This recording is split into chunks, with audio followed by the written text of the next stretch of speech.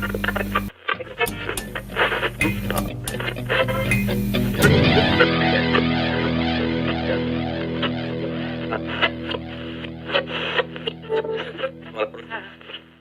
well, you're in for a treat, a real treat. In this days vlog, a vlog and combined podcast where I interview media professionals and media scholars from around the world that do incredibly inspiring and interesting work. I have a wonderful sit down for you with three amazing professionals: Amy Zerba of the New York Times, Freek Staps of the ANP news agency in the Netherlands, and Kearney from the Guardian Australia. And with these three, we're going to be talking about what's it like to be a journalist in the 21st century in the context of massive digital transformations, of profound challenges, and somehow we all end up in an incredibly optimistic and an inspired conversation.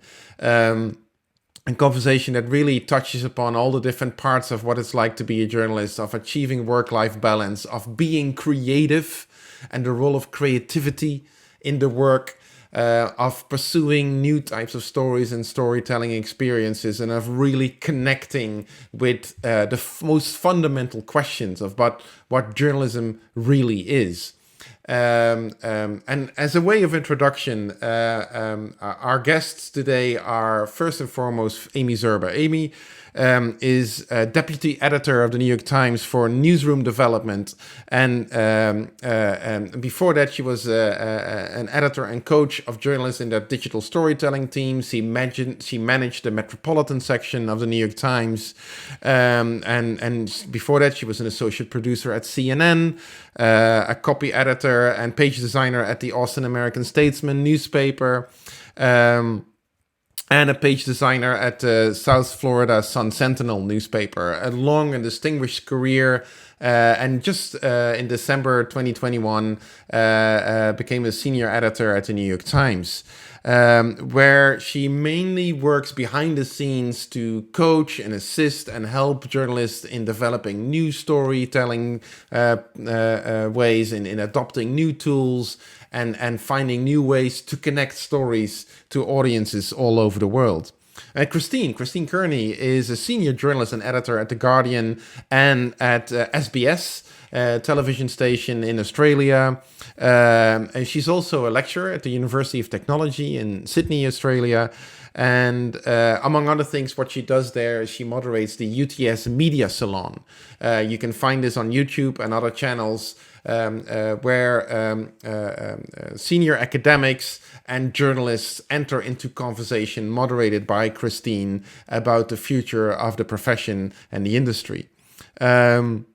She's an award-winning reporter, playing an innovative role in developing new storytelling formats, digital multimedia, and also having worked for 10 years as a correspondent for Reuters in New York, including stints in LA, in Toronto, and in Kabul, Afghanistan.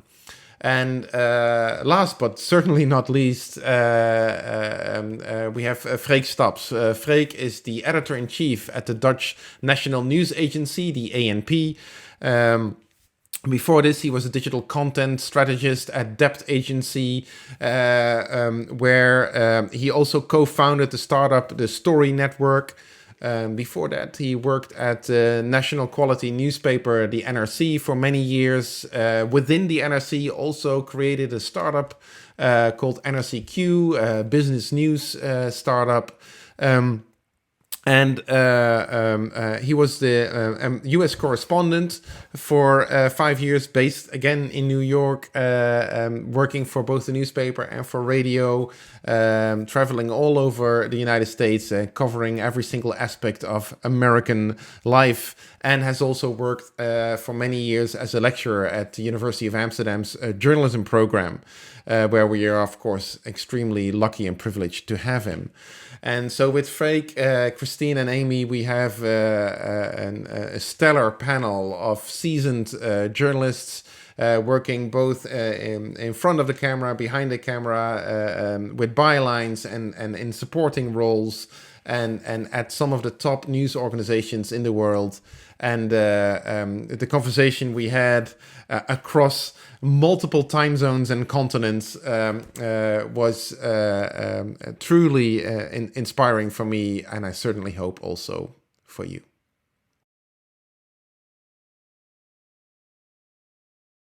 Hello, welcome all of you. Again, I mean, I can't tell you how excited I am to see all of you. I know all of you, of course, individually. It's great to see you together in a virtual room. Christine, you're joining us from tomorrow in in Australia. Freek from the Netherlands. Freek, you're in Rotterdam or Amsterdam? Where are you in? From where are you? Rotterdam. Yeah. Rotterdam. Right on. And Amy, of course. Okay, great. And Amy, of course, in New York. And Freek, you're on your way to New York, right? No, I was actually going there a couple of weeks ago, but something with Omicron. Oh, but I'm hoping, I'm assuming you're still be going at some point. Yeah, because sure. of, yeah, great. April and May. Great. Well, because that kind of was my kickoff for our virtual meeting here today, is because it's interesting that what all of you have in common, next to having amazing histories and resumes in the field of journalism, is this sort of New York as a base. New York as a place where you've lived, where you've worked, a place that obviously means a lot to you, both professionally and personally. And I was thinking we could start there, like what New York means to you. I mean, Christine, you've had a correspondentship there for Reuters, Freek, you as well, both for the newspaper NRC and for Business News Radio in the Netherlands. And spend 5 or more years there, and of course elsewhere in the United States, San Francisco. And but New York is this special place, and of course, Amy, you've been there now for quite some time. I mean, more than 10 years, or almost 10 years. Yeah, well, almost 10 years. Right, almost 10 years. So quite a New York story that we've got here in this Zoom. And I was wondering what being in a place like that means to you, both personally, but also professionally as a journalist. I mean, there is something about media companies in general and journalism organizations in particular to concentrate in big metropolitan areas, to sort of, that's like the holy grail for a lot of media professionals, especially journalists. And I was wondering how that felt for you. And maybe, Christine, I can kick off with you. For me, you feel the furthest away, but that's because you're in tomorrow in Australia, calling in from Sydney. Can you reflect a little bit on your relationship with New York? Thanks for that, Mark. Thanks for that introduction, and it's such a great question, such an easy one to sort of answer, really, because I think, in short, I went to New York ostensibly for 2 years and ended up there for 10 years. So, pretty much says my time in New York, and what a wonderful place it is to work and to live. I was a Reuters correspondent there for 10 years. And it really was a dream come true in terms of journalism, and certainly combining, as you say, the working a journalist life plus your personal life there. Obviously, everybody knows it's very fast paced. But really, I think in terms of journalism, I was thrown into City Hall straight away, into this second tier sort of press room, and in that second tier press room was the likes of Maggie Haberman and Ben Smith and Glenn Fresh, and that was the second tier press room. So and that was a little time ago, but I think it really just tells you the caliber of journalists that are working in New York and what you can really learn from them. I mean, it was pretty much sink or swim. And I think that's a good metaphor for the whole city in whatever field you're in, isn't it? Mm-hmm. So working with the likes of those sort of journalists was wonderful. I really learned a lot. And it was just a fantastic place to be, just amazing, an amazing city. Christine, if I may quickly follow up, I mean, how did you get there? I mean, it's like you said, it's a tremendous opportunity as a professional, and I mean, how did that land in your lap, if I may ask? Well, actually, I didn't take the route. You know, I often tell the students that I teach as well, there's two ways you can try and be a correspondent. You can wait for your home country, you know, work for an organization in your home country and try and get the transfer to be a foreign correspondent, which is quite a hard route. What I did was I basically just uprooted myself and went to New York. I got a journalist visa, and I did not have a job. So wow. I sort of did it the hard way, but I started freelancing for Reuters and then eventually went up from there. So yeah, it was really my decision to go to New York, which I'd always loved, had been there a few times, had worked in London a couple of years, and always just wanted to work there. So I sort of did it that way. It was it was a bit of the hard way, but I got a few lucky breaks and survived somehow. Amazing. Freek, I mean, you also, I mean, you combined your correspondentship in New York for a couple of different media, if I'm correct, right? Well, at first I did 2 internships in New York when I was back in university. I did an internship for a Dutch TV station called RTL News, the evening news, and also for a Dutch newspaper called NRC. And then I followed the '1 route that Christine just explained. I worked at this newspaper, NRC. And after some years, 5 years, I think, there was a job opening, and I applied for it, and then miraculously they gave me the job, and I was a correspondent for NRC for 5 years, and on the side I figured out why not also call into a Dutch radio station now and then as well. Just to add some of them. I really love radio. So I mean, that was more as a side project to have a little bit of extra fun. And I traveled based in New York, but I traveled the entire country.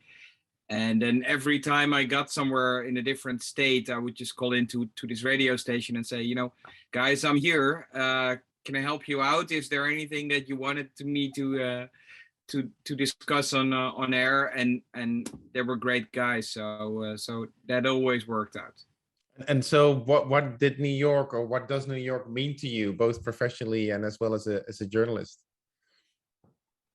Well, Christine just mentioned, thank you for that easy question, but that is actually the hardest question that's in my life. I don't know, but there's New York, of course, has a weird combination of a lot of powerful people, which is for journalists, and a lot of power in general, which for journalists is incredibly important and relevant to be there where it happens, whatever it is. And it also has this population of incredibly interesting people, so diverse, so rich and poor, literally only a couple of 100 meters apart from each other. The richest people in the country and the poorest, and all these power structures and these wealth issues and questions, and also just really interesting people with a great story to tell.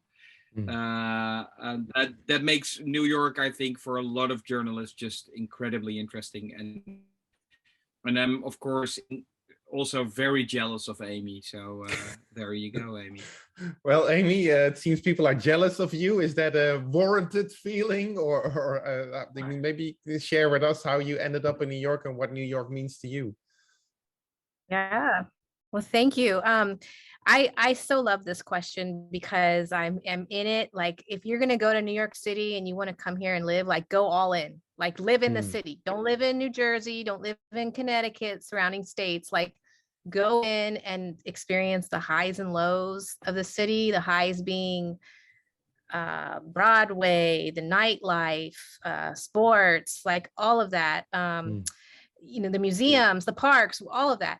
And the lows being, you know, the fights outside your apartment window, and the sirens at all times of the day, and not having hot water for 3 days. Like, experience it all, because it just makes you a stronger person, that you can get through these challenges. But also, you know, the energy in the air, it just pushes you to want to be a better version of yourself, a better journalist, like, because you know someone's on your heels with any story. I got the chance to work for 5 years in Metro at the New York Times, and it was like working, what I describe working in the Metro department, it's as an editor, it's like working in a small town. I know that's crazy, but with the resources of the New York Times, right? So you have a graphics department, maps, phenomenal photo or video team. So you have all these resources, but you're still chasing stories like you would at a small town paper. So it was really neat to see just kind of the mothership, but also like the small team that we had. I say small team, but it's probably very big compared to other Metro sections. But yeah, it's a high for sure, and I love it. There's sirens blaring right now, but I love it. I mean, the story of New York. I mean, New York is a city of stories, right? I mean, of course, all cities are and all communities are, but there's something specific about New York, and of course, that's also why I started off with that question. And that notion of stories and storytelling is also something that for me connected your profiles, your backgrounds, and the reason why I find the work of all three of you so inspiring. This commitment that all of you have to innovation in storytelling. I mean, Amy, you've just got appointed as senior editor of storytelling at the New York Times. I mean, Christine, you've been involved in all kinds of innovations in storytelling at multiple organizations, in broadcast, online, in print. Freek, I mean, you've pushed startup culture within very traditional newspaper organization. I mean, you started a startup, you went outside of journalism, came back in again. I mean, all three of you are sort of the benchmark cases for a commitment to storytelling and pushing for new ways of doing that, and sort of being excited about that. At the same time, you're part of a profession, of an industry.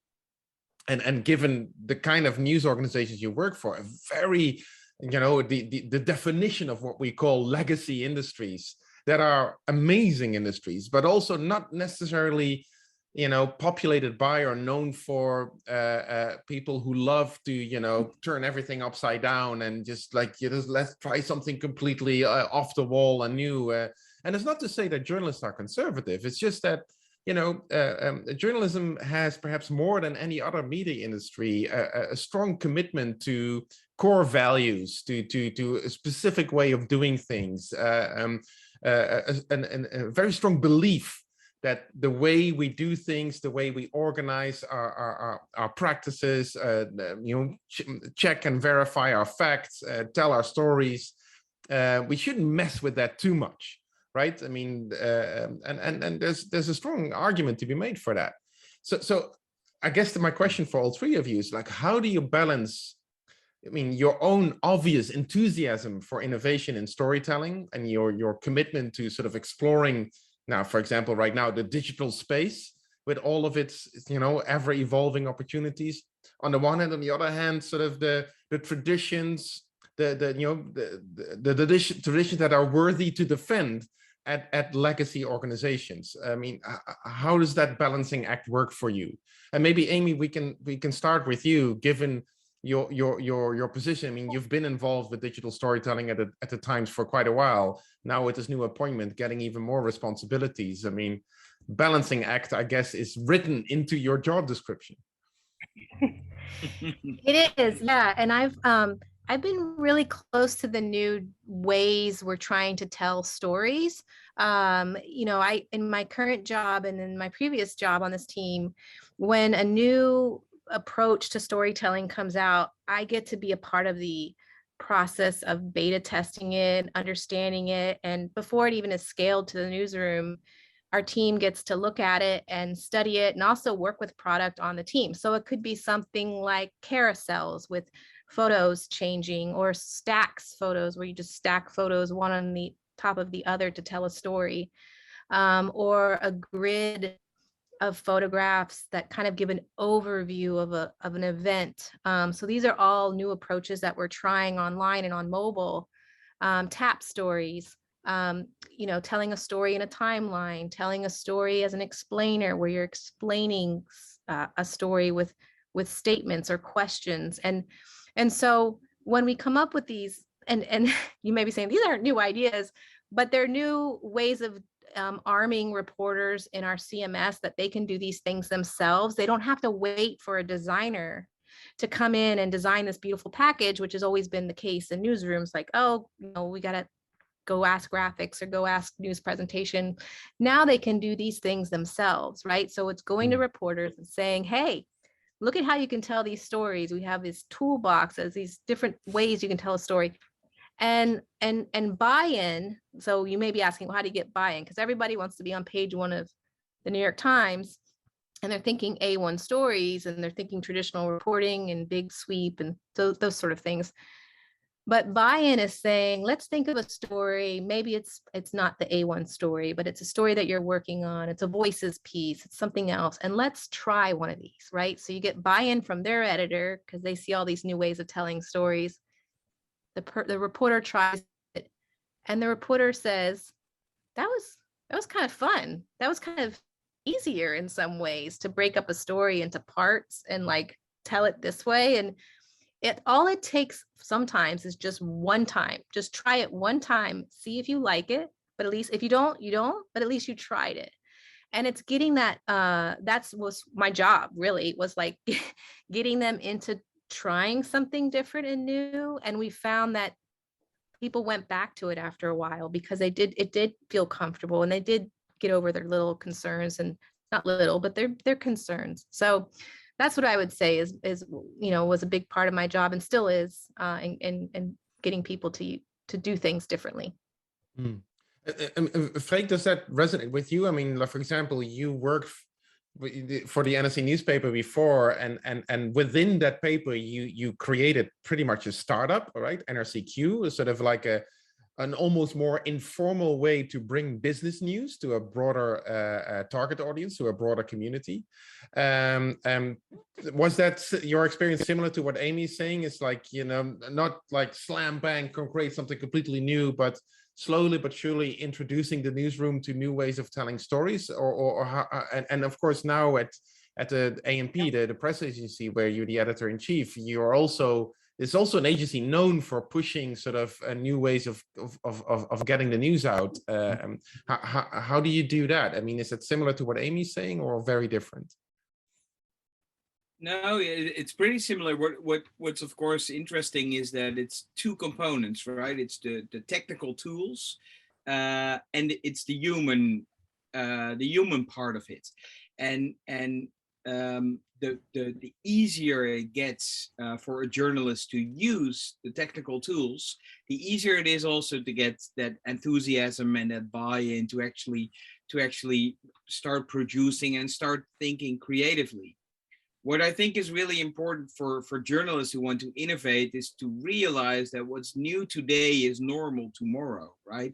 It was only a couple of years ago that newsletters via email in a conversational tone, like that would connect with the reader, were really innovative.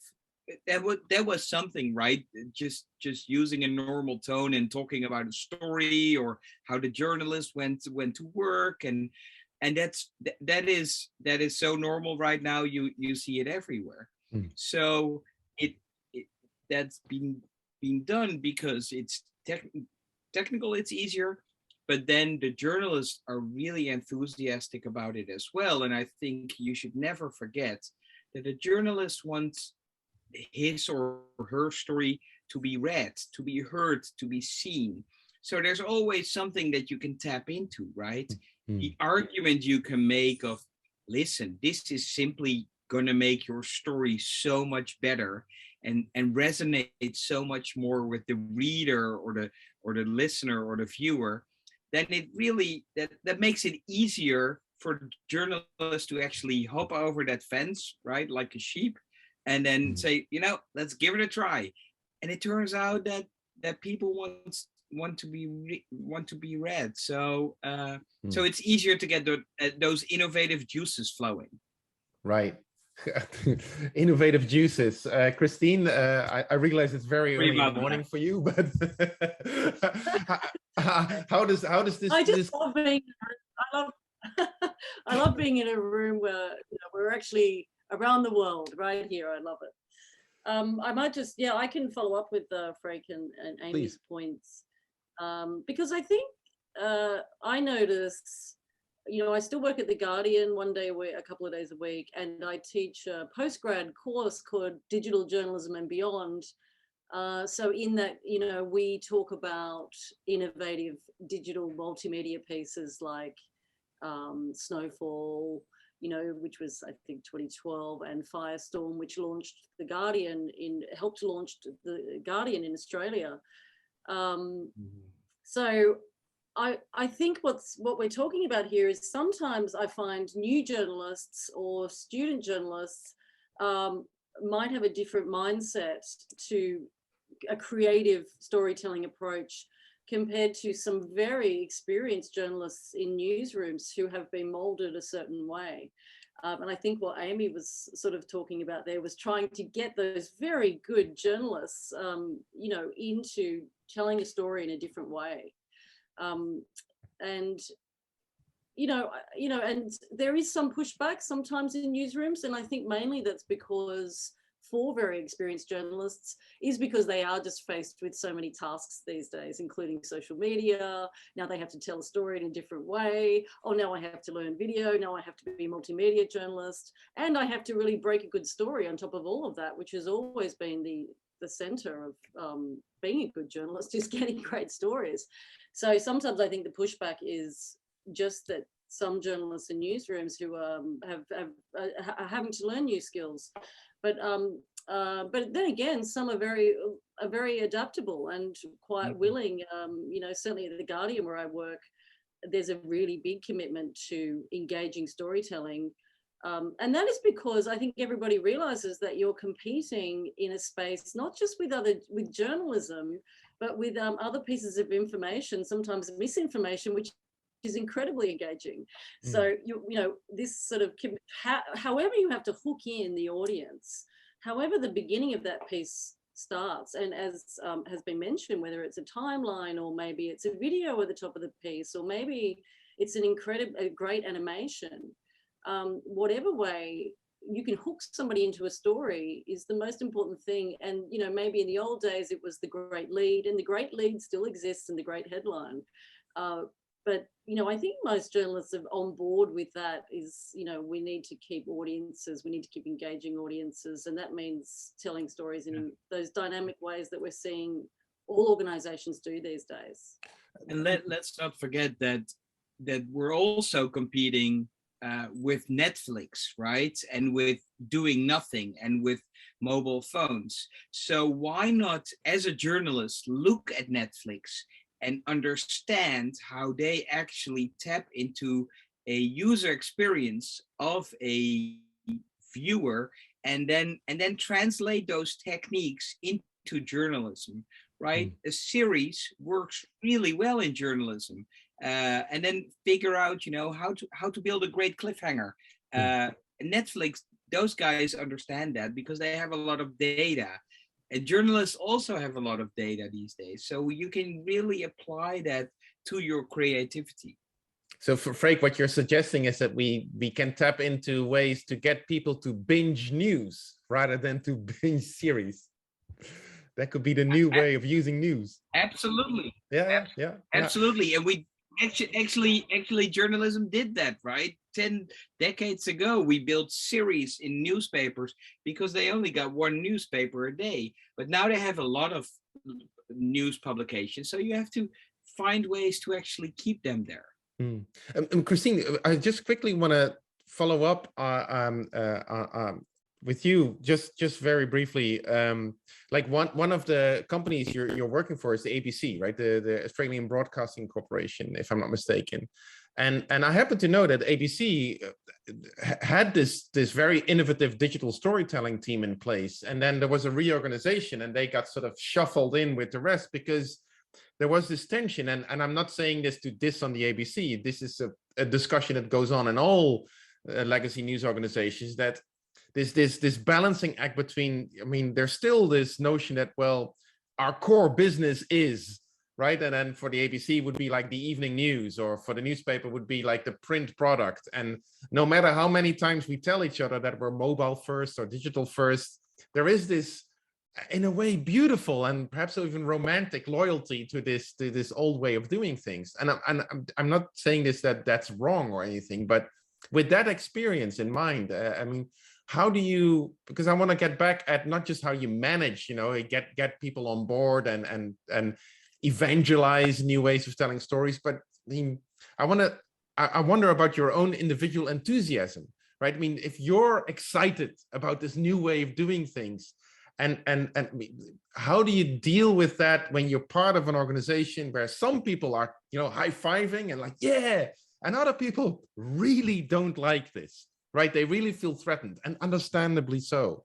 I mean, what happens to your enthusiasm, your energy for that? So I hope this question makes sense. Yeah, I mean, it's a good point that I think I've noticed in newsrooms, and with the ABC. I'm no longer with the ABC. I had to drop something. You can't do everything. It's fair enough. But I did join the ABC, and they're a public broadcaster for people that aren't aware of them. So like very close to the BBC.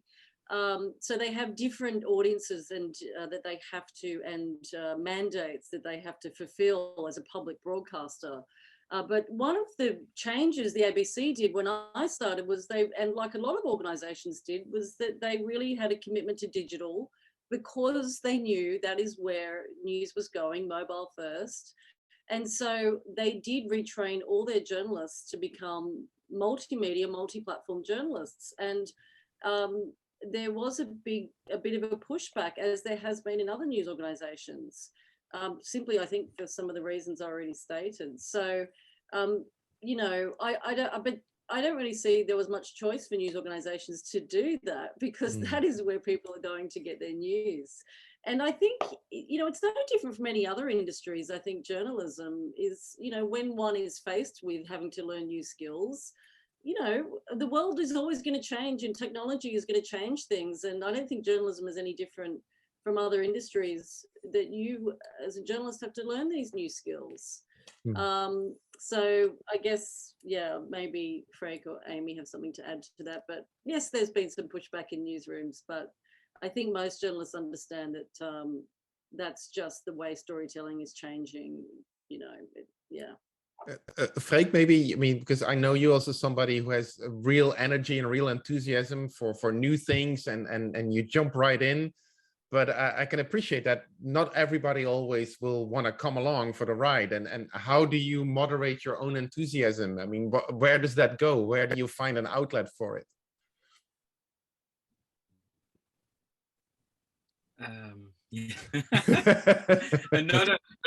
another very fundamental question, right? I always try to figure out what the other person it starts actually different. It always starts with the user, right? I'm always enthusiastic about the user, and if you can sort of translate that the user, which is a news consumer, a reader, a viewer, that they're enthusiastic about journalistic innovation, then you can channel your own energy into seeing if you can get other people on board with that. Mm. So it doesn't get to be personal. There's a sort of a third person that you're actually doing it for. And so you can be, it's like people who love their soccer team or their whatever sports they like, right? It's never you against me. It's always our team is much better. And we celebrate our team. And if the user is our team, then your enthusiasm is sort of contagious. And sometimes it's not, because you're rooting for a different team, and then you just go home and cry. Thanks. I guess that's what I wanted to hear. No, yeah, that happens as well. Yeah, good. It's good to know. There's yeah. Sometimes there's crying in journalism. Amy, if I may follow up with you on this. I mean, for as long as I've known you, and we've known each other since you were a graduate student back in the days, you've always had this really inspiring commitment to, on the one hand, you know, quality journalism, storytelling, and then this notion of design and pushing innovative storytelling. I mean, in my memory, maybe my memory fails me at the moment, but I remember us having a conversation in Gainesville long time ago, where you were talking about, you know, as news organizations started to develop sort of multimedia or video storytelling online, and trying to figure out why people didn't really watch their videos, and what was holding people back, and it turned out that the medium was still very difficult for people to understand, and the journalists hadn't really considered the user, exactly what Freek was just saying, as the starting point for innovating their storytelling. Now, from that long-standing commitment to these elements of design, of innovation and storytelling, I mean, and I think what Christine and Freek were talking about just now as well, I mean, it almost seems, and especially in your new role now, that you're kind of an evangelist, right? I mean, you're both sort of learning about the new ways of telling stories, as well as trying to inspire and convince journalists and reporters to sort of embrace new tools and new techniques and new ways of like Freek says, just getting more people to get at your story.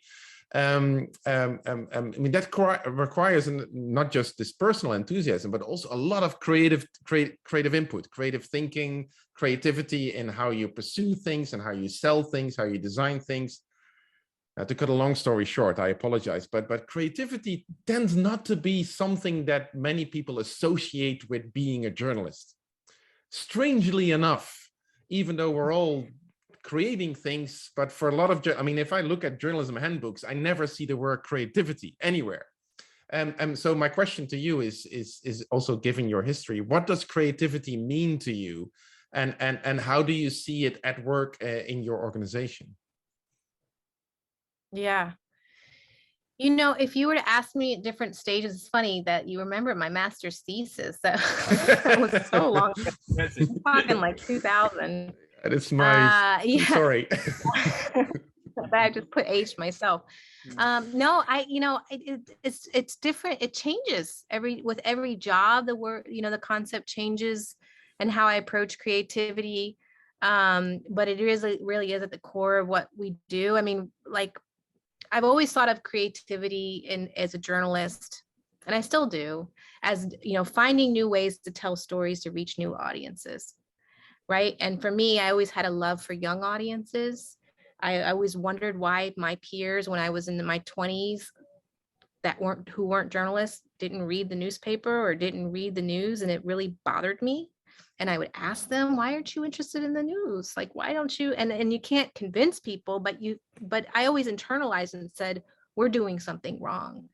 We're not doing something correct. And we need to change the way journalism so we can reach different audiences. And that's always fueled me, is that I know there are people out there that I would love binge watchers of news, but there's people who just simply don't care. Well, there's people who don't care, which you'll never get to, but there's people who do, but they just, you know, they just need a way in, right? So that's a lot of what fuels my interest in, like, coming up with, you know, thinking of new ways to tell stories. And I would go to conferences like ONA, and I'd take workshops and go to seminars and brown bags and And now the way I think of creativity in my current job is problem solving. Like as I do these demos of new ideas with reporters and editors, and I hear their pain points and their challenges and what excites them and what frustrates them, I want to be a problem solver, right? So then I go back and think, well, how can we,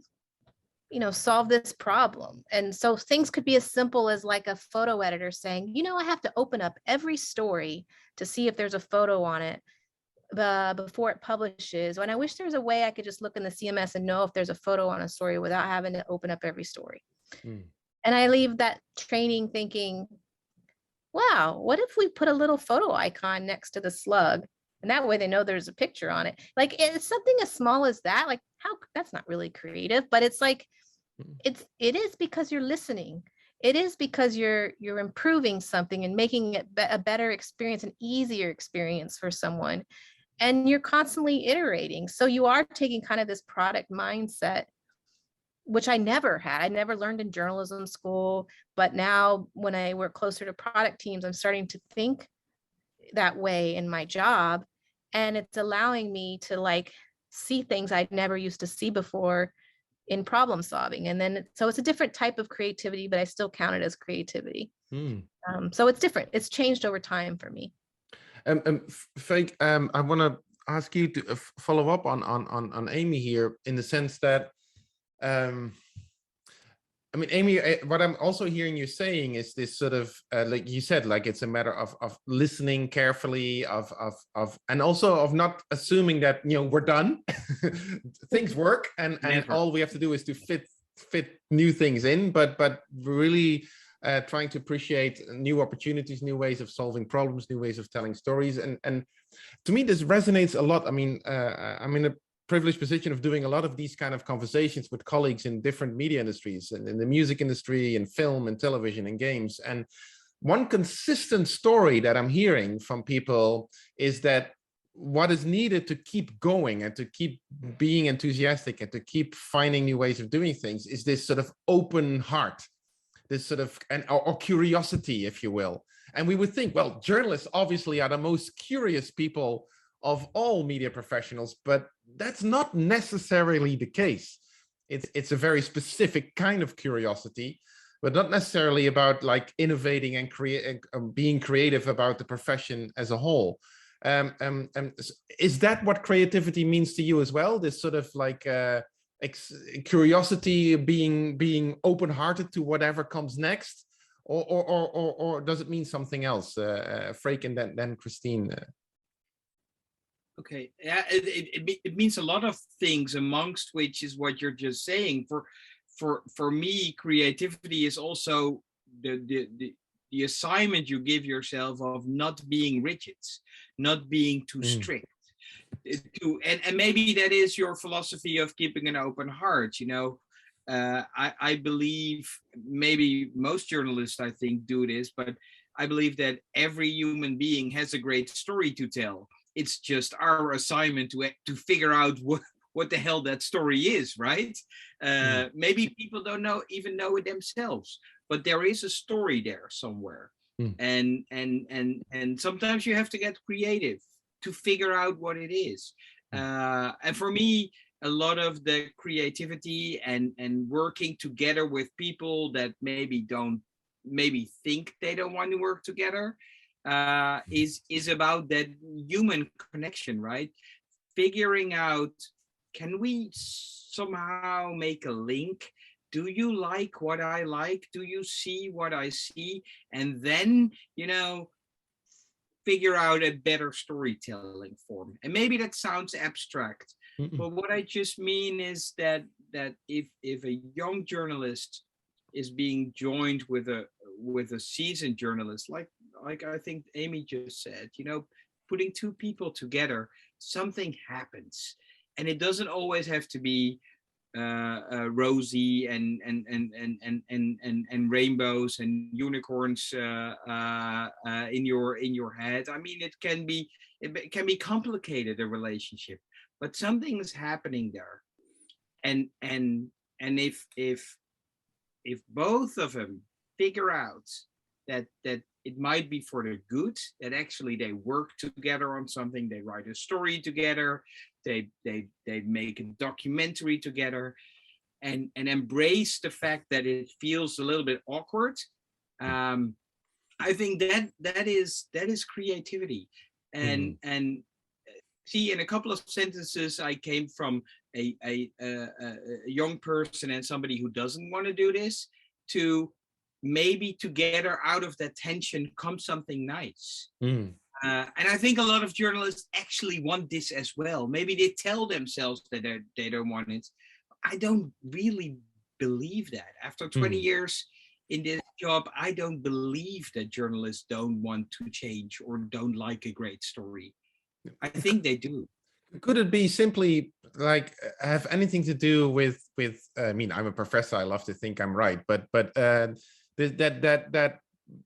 the fact that a lot of journalists may not be all that well in touch with their own creativity or their own creative urge or their own creative craft is simply because they haven't learned the discourse, right? They haven't learned to think in those terms about what they do.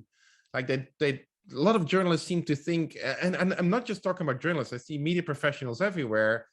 The industry often sort of assumes or imposes a lot of talk about, formats and formulas and routines, and there's a pipeline and there's a deadline structure, and there's, it can seem quite rigid, especially in the way we talk about it. And when you look at handbooks for all these different media professions, but then when you're actually in it, in the middle of it, and Freek, I think that's what you're saying as well, is that you find out that you're surrounded by people that are committed to telling beautiful stories, whether those stories are games or front page, news stories or whatever.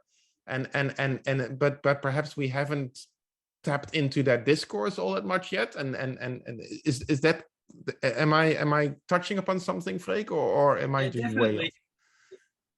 No, definitely. I'm really curious to hear what Christine, because she has such a different background. Christine, would you mind telling if I'm totally wrong? Yeah, I'd love that. No, I think you all make really good points about it. I think that journalists often deny and are unaware of the creative part of the job. And this is before we started talking about multimedia, innovative storytelling. I can remember, for example, and this is very New York, to go back to New York, I was in the middle of a therapy session talking about writing. And my therapist said, well, you're very lucky, Christine, that you get to do a job that involves being a creative person. And I thought, what is she talking about? I'm a journalist. I'm holding the powerful to account. What is she, and then I reflected upon it and I realized, yes, of course, like journalism is writing, it's very creative. And if you are that sort of person, and I think journalists, then it's great. And I do think that journalists have a mix of being creative, often, wonderful writing skills, most journalists have, and also have the mix of holding, truth telling, holding the powerful to account, all the fourth estate aims. And it's sort of the skills of a journalist are mixing those things. But journalists as an identity are often thinking of themselves as the latter, holding the powerful to account, truth telling, reflecting society, giving a voice to the powerless and all those things. And aren't sometimes thinking about the daily skills of being creative, even headline writing, writing great leads. I mean, putting great pictures together when you're a television editor, picking great pictures when you're a television producer, shoot. I mean, there's so many creative parts of the job, and that's even before we get into innovative storytelling. And so I think it's something that I have thought about over, the last sort of 5 years or 10 years, is the creative side of it and how wonderful it is in journalism. And as you said, Freek, I think there's an unawareness that goes on because this identity of journalism is sometimes not aligned with a creative person, maybe. Yeah. I mean, thanks, Chris. I really appreciate that anecdote, and I mean it's a very powerful one. and it speaks to a follow-up question that I have for all of you, which is, I mean, look, you're obviously incredibly committed to the work. I mean, you've all been in doing this for quite a while, and have incredibly impressive resumes, and you're still pushing new boundaries. I mean, all four of you have just embarked on new trajectories in your professional careers, whether that's in journalism, whether it's in academia, whether that's becoming a fellow, like you are, Freek. Amy, you're just getting to the senior position. I mean, it's like, you know, it never ends, which is really exciting to observe from afar, from the privileged position that I'm in. And if I may ask, I mean, how do you deal with that? I mean, because it's, I mean, I guess my question relates to what we traditionally would call work-life balance, which sometimes when I even mention that, media professionals would start laughing.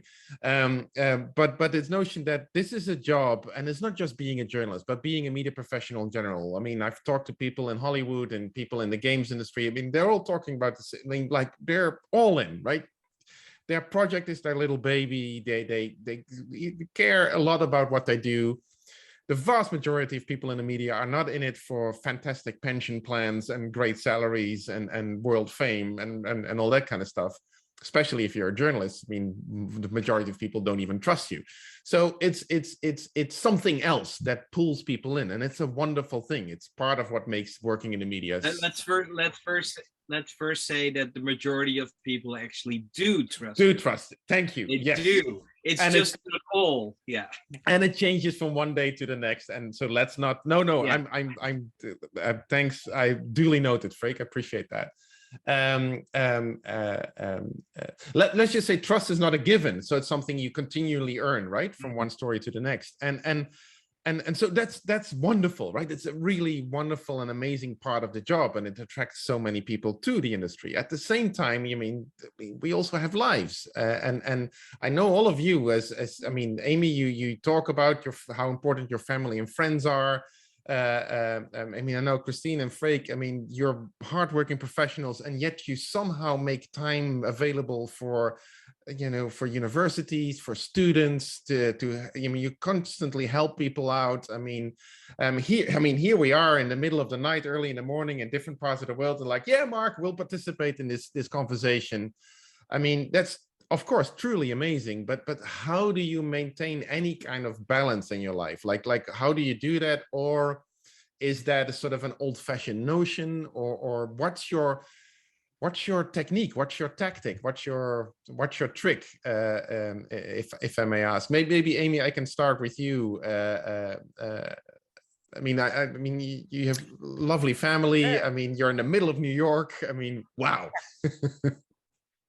Yeah, no, I have a 4-year-old and a 2-year-old in Manhattan, and you know, the pandemic has been sort of a mixed blessing, right? There's a silver lining to it, in the sense that before, as a woman in the newsroom, I rarely talked about my family. I didn't want it to be something that kept me from rising. I had a very old school way of thinking. I know I shouldn't think that way, but I did. I thought that way. I wanted to just keep it professional, leave when I needed to leave, and go forward. The pandemic kind of threw all that out the window. You started to see people's kids run in the picture, in the camera, in the video. My kids have run in the picture. You started to see each other as humans and not coworkers. And you started to see people's houses and things they were interested in. And it got me to talk about my family more at work, and for people to empathy came out of all of this, where people were like, there's no childcare. Like, people are hurting, it gave me story ideas that I could send off, so you were living the story. You got closer to your colleagues. It made work life a little bit better in that regard, but not always, because I was interrupted all the time, and I have to work late at night when everyone's asleep and wake up earlier when everyone's asleep. So that, is not really work-life balance. But in the grand scheme of things, it really, we're all putting out the website and the print paper from our homes in New York and elsewhere around the world. That's crazy. And we're doing it. and reporters are still going out in the field and risking their lives and doing all the things they've always done. And same with photographers and videographers and graphic artists. But like, it just really brought us closer. It really, really did. And I'm not grateful for it at all, because that comes off wrong, but it is a mixed blessing. And it allowed me to have a career and a family and not try to separate them so much. You know, I love them both. I love them both, and I get to have both. So that's my story. That's wonderful. Thanks for sharing, Amy. I mean, does that ring a bell with you, Christine and Freek? I mean, how does that resonate with you? I mean, like Freek, you're in charge of a major news organization scattered all over the country and the world. I mean, how does that make sense? Yeah, it sort of when Amy said I love them both, I can totally relate. And also when she said, you know, as that all of a sudden we have 200 newsrooms, or in our case we have 125 newsrooms, and a news agency of which I'm the editor-in-chief needs to function on a second by second base, right? 1 second and we need to deliver. Well, Christine, with your all your expertise at Reuters, you must feel the same way, and it functions, and that is great. And at the same time, there's also a lot of other things that need to function. But I think that we need to realize that for most people, maybe for journalists more than for others, but work-life balance isn't measured in percentages, right? It's not 50-50 each and every day. There are days, right? It's almost midnight where I am right now, and which is fine, because I love this. I love having this discussion and meeting new people. So this tickles a lot of other interests for me, right? And I know that people are watching, people are going to get new ideas. Great. Another great day. Tomorrow morning, I wake up and there's 2 kids here and a wife, and another great day. So it doesn't necessarily need to be either or, right? It can sort of work together. And let's not understand that hopefully everybody who's watching this is as privileged as we are in getting a job that you like so much that you can actually say a sentence, I love them both.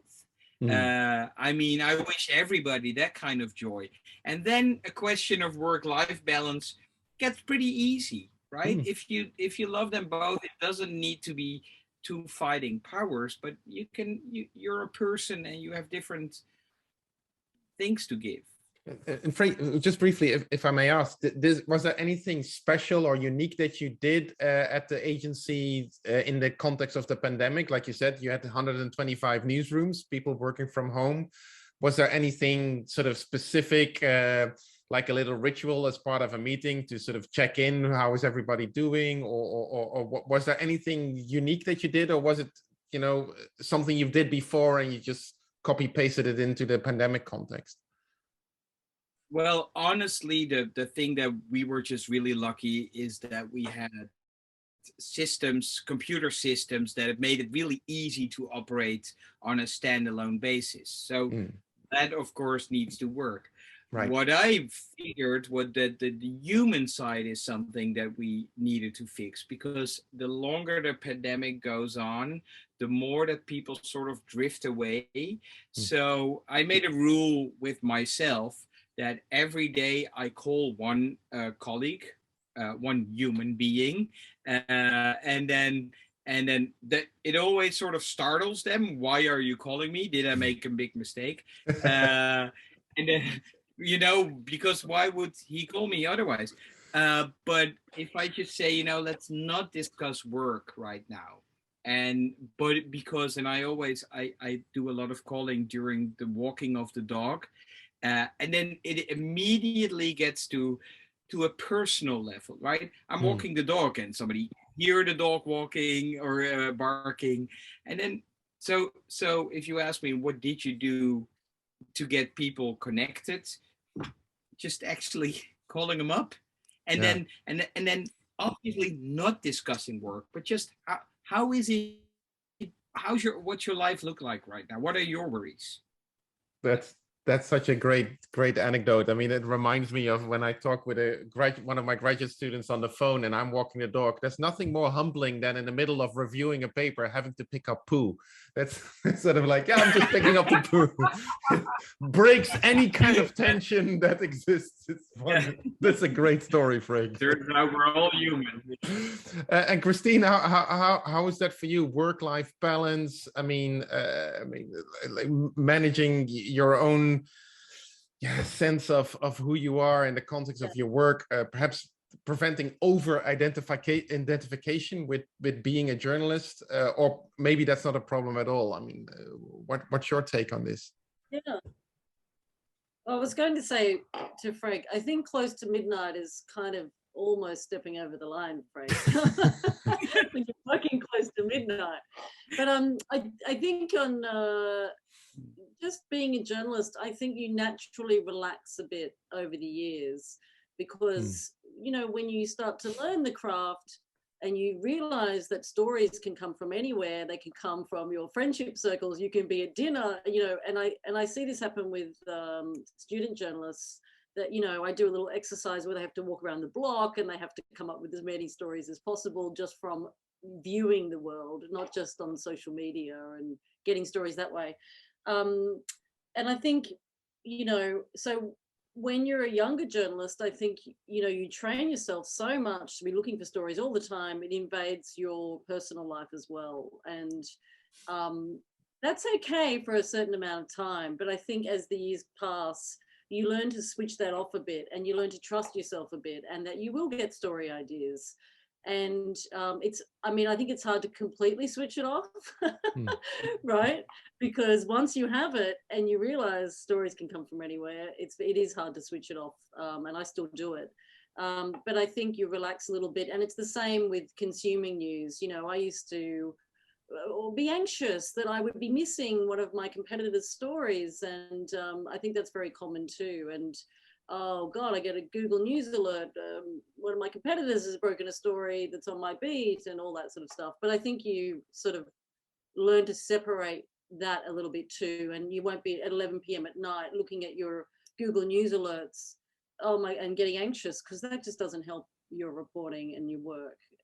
So I think hopefully for people that relaxes over time. And then I think in terms of the pandemic,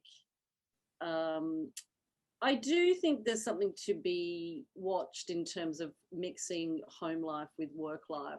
The fact that we're all working from home, you know, you have psychologists like Esther Perel who are warning against the mixing of these even physical spaces of work and home life. And I've noticed that when I work at home, you know, even the mixing of that physical space, I'm a little bit on the fence about.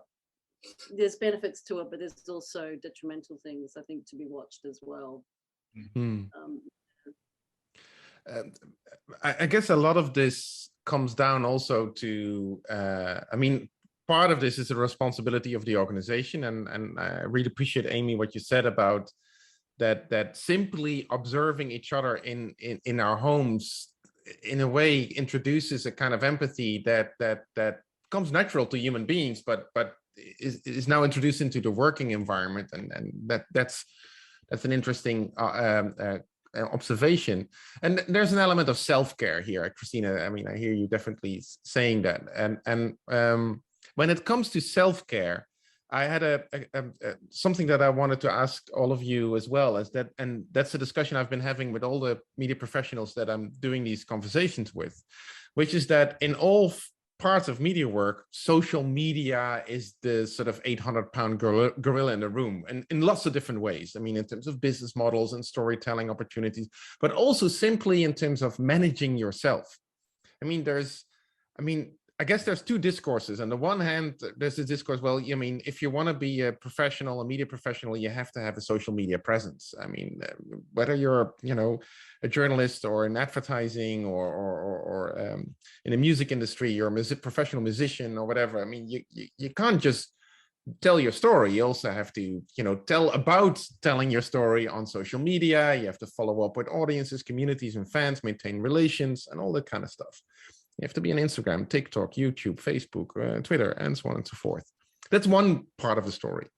And then there's another part, and that I found that really interesting. I mean, from the interviews I've been having until now, and I can predict what will happen next in the next couple of interviews, I've gotten some pushback from the professionals I've been speaking to, like saying, well, yes, social media obviously is important, but you can't just do it all. And if you do that, you just become, first of all, crazy. Nobody has time to do all of that. And also, ultimately, it becomes about what you're good at and what you love doing, and that's what you invest in. So let's say you figured out the Twitter thing and you love doing that. Great, you do Twitter, but I'm not then going to do 5 other platforms. Or I like vlogging, I'll do vlogging, but I'm not going to do podcast, and so on and so forth. So I found it interesting that what they were telling me is that, yes, social media is important, but as a media professional, I ultimately, first of all, I want to take care of myself, and I can't stretch myself too thin. And secondly, the choice for what I do with social media is ultimately dependent on my skill as a professional, rather than, I have to be on social media. Is that where do you fall on this equation? How do you manage the pressures or the expectations, I guess, of the digital in your environment, of social media in your environment? What does that mean to you? Amy, if I can circle back to you, I mean, the New York Times is obviously a news organization that, together with the Guardian, Christine, is sort of, I think for most news organizations in the world, a benchmark case for how do we do digital. Social is an important part of that, and not just as a storytelling platform, but also for individual journalists. What do social media, what role do they play for you personally, and how do you navigate that space? Yeah, I mean, I think you hit on it exactly right. Like, it is about, what I'm good at. I would also add to it, it's what helps you do your job, right? So, when I do editing shifts, yeah, I do follow social media. I lurk and I look around for ideas and go to voices I don't normally go to, but I need to hear those voices. So to do my job, whatever those channels are, I use it. But as far as turning it off for my personal life, I do. I don't even have the icons on my phone. I have to go to the web to get to them because they're so tempting to just scroll on instead of paying attention to my family, right? So I try to hide these things and put time limits on my, phone, because I can get lost in social media big time. I'm also a behind the scenes person, my job. So my job doesn't depend on social media so much so than it does for reporters. The reporters at the Times have to write, for the most part, not all of them, but most of them, when we teach them inputting their story in our CMS, they have to write the social copy for it too. And they have to write the tweets for it. And sometimes the main account will pick up those tweets, they'll retweet them and so forth. But they're the best people to write tweets for their story, not an editor, right? Because they're so close to it, they have voice, and so it is part of the process from the very beginning, like coming up with promotional social copy and it starts with the reporter. So if anything, they're the ones in the news organization that have the most weight on their shoulders to promote their story. And they should, because it's their story, right? So, but they have people behind them who read it. So yeah, that's how I turn it off. And I also turn it on when I need it to do my job. Christine, what does social media, what role does it play for you? Well, I remember when Twitter came in and I was at the Reuters newsroom in New York, and I remember distinctly 2 journalists immediately fighting over who had the exclusive on Twitter. And I thought, I don't know about this Twitter. And so I think everybody's hit, we've already mentioned this, but there's obviously, it can just be the shouty voices in the room, which I'm not a big fan of.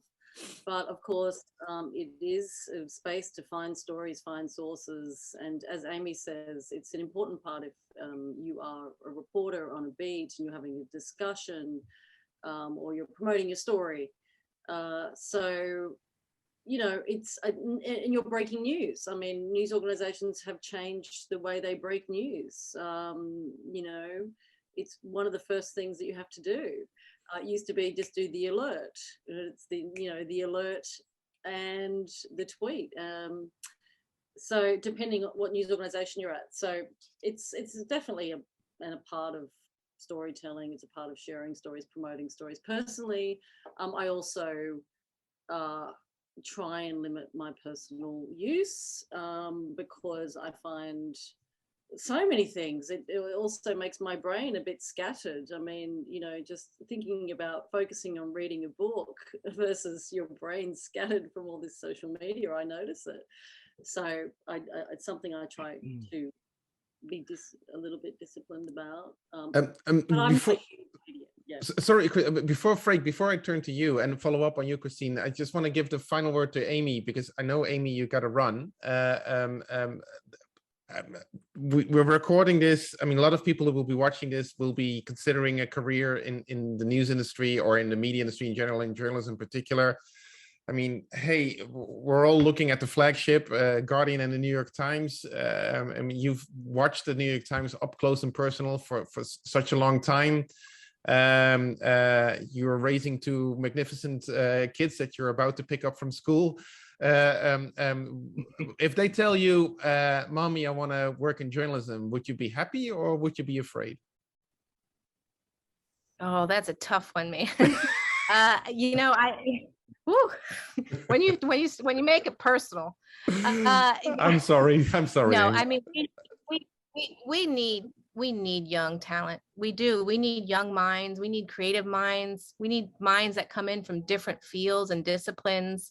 Like, they're our future, right? We don't have the answers. And so you're teaching the next generation of thinkers and innovators. And that's what newsrooms need right now. They need, like, right now, not tomorrow, like right now, we need those thinkers. And yes, I mean, I'm a big supporter of journalism and innovation. And yeah, I'm the reason I'm talking to this group. I mean, one, I can't say no to you, Mark, but two, oh no, because I want to encourage all the students who are interested in this field to do it, because we desperately need you and your ideas. Thanks so much. I mean, I know you got to run. I really appreciate you sticking around for this, and I hope to see you again soon. And we'll continue for a little bit. Cheers. Sorry, Christine, that I cut you off a little bit there. But it is interesting, right? It's a necessary part of the job. At the same time, it's something you also have to somehow keep limits on, right? And I'm trying to get at, how do you do that? Because it's so easy to get lost in this environment, and there's always a new platform, there's always something new that's really hip, and that's where, you know, everybody's here or everybody's there. How do you even? It's such a difficult. Well, you're right. It's just such a difficult balance. I think it always has been. You know, but I do tell student journalists trying to get into the space, I do say, you know, a lot of jobs are social media producers that take student journalists out of journalism schools, because they are better at it, as we know, than sometimes a journalist of 20 years. They're just so much better at that, using those platforms. So I often recommend that, you know, I don't sort of shy away from saying, if you love it, you should apply for these jobs, because they will take you, because they know that you know you're better than me probably at that, right? Or, you know, this just comes so naturally. So I don't know, it's an important part of the process, and well, another platform basically, and it's there. But personally, yeah, I don't, it's just about, I think, disciplining oneself. But Freek, you probably have to add. Disciplining. Freek, is it disciplining? Disciplining is a great way to go about. I was going to say the word focus, right? I'm as an editor-in-chief, I don't necessarily need to of a news agency. I don't need to push each and every story that we produce. It doesn't work that way. So personally, I killed my Twitter accounts when I got this job, and I love it. So that means a little bit what Amy said before, like she actively has to make a choice of going there instead of getting her own personal fix. So it worked for me. I killed Twitter and I really do not miss it one bit. So it's all about that focus. And I think for young journalists or young or people who want to get into the space of media, make a list for yourself. You know, put 3 social media on there that you definitely need to be on, and the rest you write the list of not necessarily, and then be honest and realize that not necessarily actually means no, because you don't have unlimited time and you wanted to do your job well. And how about that family again? So focus is not a bad idea. The world is not gonna give you worse jobs if you're not on TikTok. Right. Yeah. That's again, it's disciplining and self-care. I mean, that's a very good point. Now, I know, I mean, I'm asking a lot of your time, so I won't keep you here forever. I did have perhaps a final question that I would love to get your thoughts on, as you know, the experienced professionals and storytellers that you are. I mean, and I'm kind of burdening you with something that I've picked up from doing these interviews. I mean, like I talk with professionals from different industries all over the world, mainly in Australia, the US, UK, and the Netherlands. And one story that I'm consistently hearing is that a lot of these professionals are both excited as well as somewhat wary about a development in their industry. And that development tends to be, I can summarize it as, you know, we used to be pretty much in control over the tools and the instruments with which you can do professional storytelling. Like we had the studios and we had the printing presses and we had, you know, the big software, the pricey software packages. I mean, Amy was talking about CMS earlier, the content management systems, and we've got, but now everybody else has this. Like one of the interviews I've done with an old friend of mine, Christian Allen, who is now, he's the one behind the new Unreal Engine, this new game engine that is turning movie production into virtual productions. And I don't know if you've seen it, but if you go to YouTube and you do Unreal movies, you see people at home making virtual reality movies that are indistinguishable from real movie. I mean, like the special effects that people can now just plug in at home, and it's free. And the same goes, of course, you know, you can make professional journalism with open source tools from your laptop.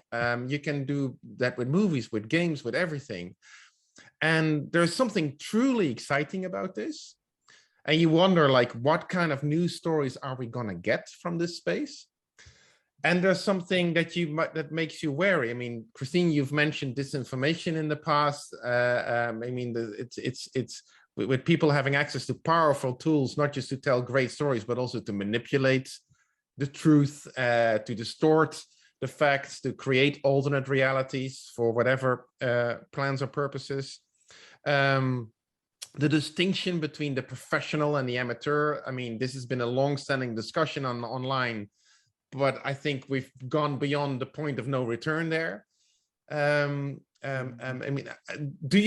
how do you look at this environment? Because, you know, all three of us come from, I think I'm the oldest here in the room, but we all come from a generation as, let's say, pre-social media, pre-virtual reality, 3D and all that kind of stuff.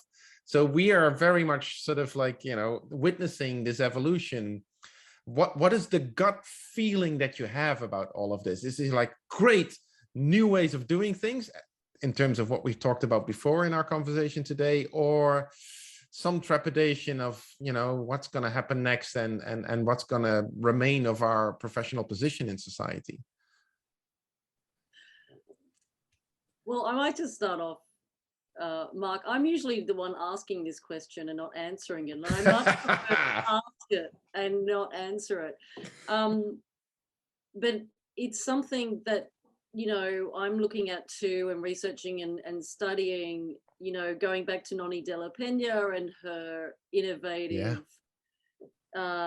pieces that she did, the one that set people into Syria. I can't remember the exact name of that piece now, but you know, she's obviously been a pioneer there. Right. And I think about it in terms of, you know, I used to do foreign news stories for television and do those 3-minute pieces at 6:30 with a voice like this, and this is what's happening in Syria, right? And you know that those audiences are diminishing on those set 3-minute television, and I think they're still important, but we see the audiences go down. And I thought this was quite a good thing, this sort of different sort of storytelling and how to get audiences empathetic again for other countries, especially for foreign news reporting, I think.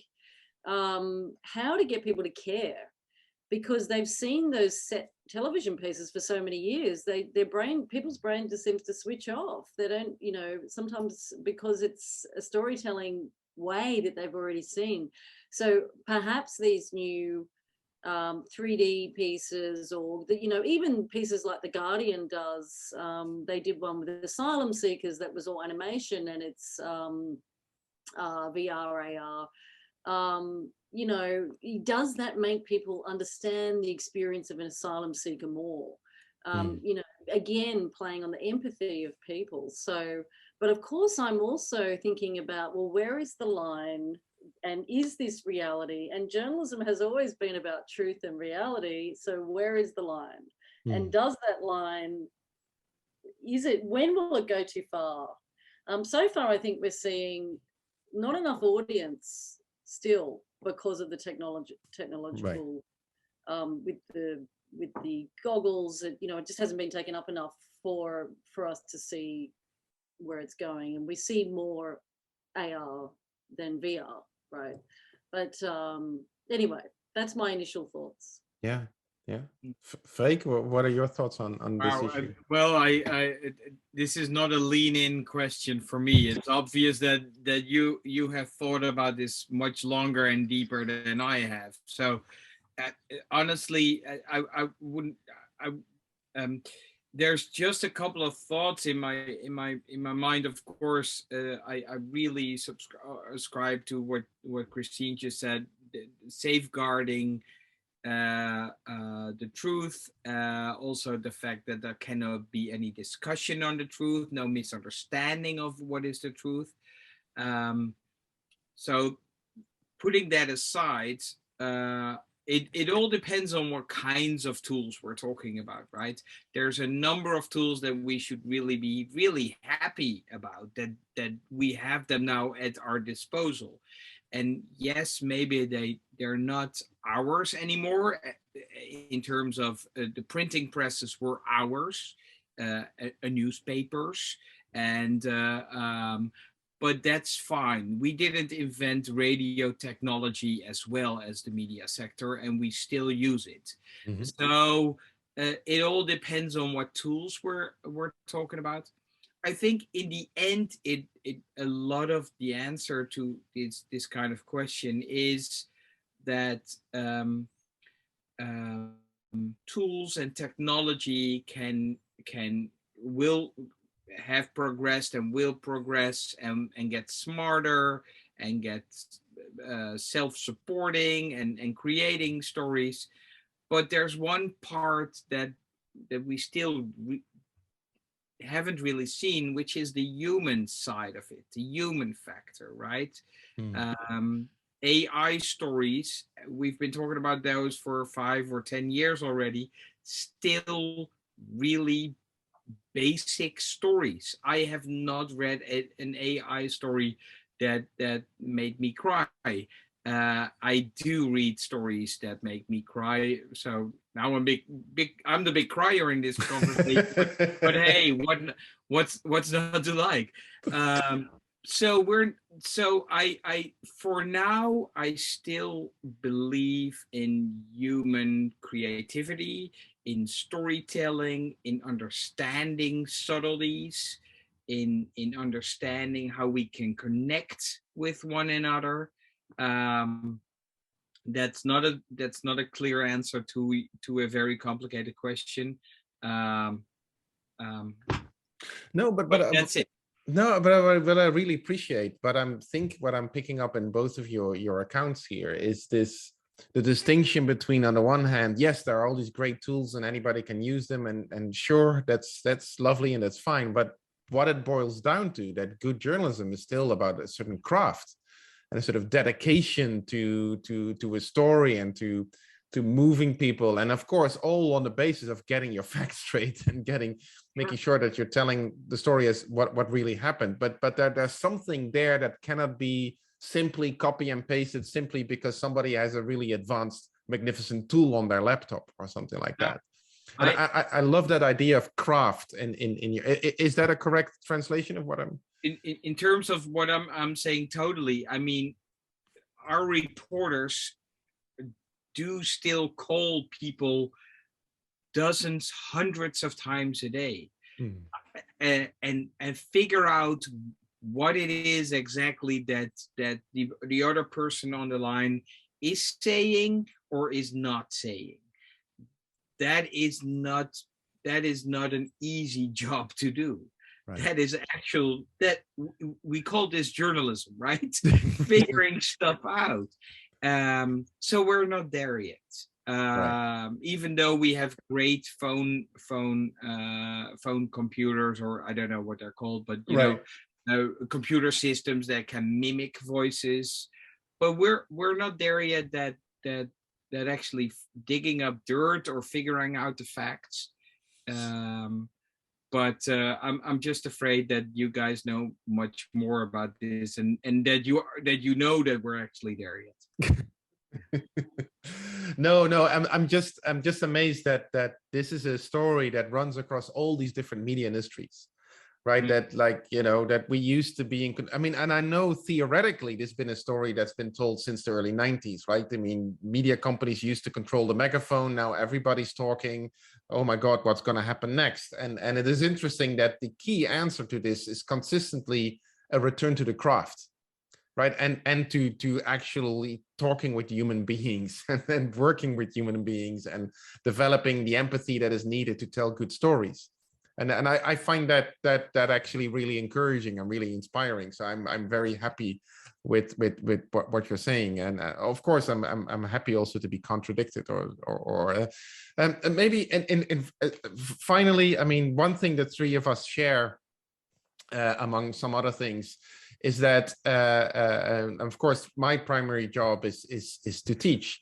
And Christine and Freek, I mean, I know next to journalists, you also teach. I mean, Freek, you've been a fabulous lecturer in the journalism program at the University of Amsterdam. Christine, you've joined the University of Technology in Sydney, where I happen to be a visiting professor as well, which I'm incredibly happy about.